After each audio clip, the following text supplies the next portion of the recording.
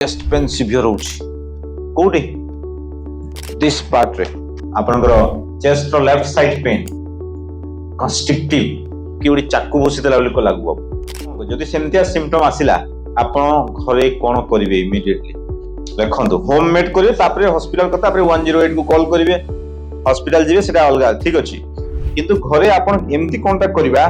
जोथरे आमे हॉस्पिटल जाउ जो किछिटा प्रिवेंशन नै जितबा आपण देखो आमे बहुत सारा पार्टिसिपेंट देखि जो मनकर इस्चेमिया स्टार्ट हे जाय एठी ब्लॉकेज हवा स्टार्ट हे जाय ब्लड फ्लो कमी गलानी आपनकर इमीडिएटली जो फूड खाइबे एथि ब्लॉकेज केमति खोलिबो ओके इमीडिएटली आपण अदरक जानि छ अदा एतिकी चोबंतो आपण जोथरे आपनको आखिरु लोह बाहरी जिवो चोबे दे सेथरु नाइट्रिक ऑक्साइड रिलीज हबो एवं आपनको रक्त नली खोलिबा स्टार्ट हे जो अदा बुझिला गुटे बहुत बढ़िया जिंस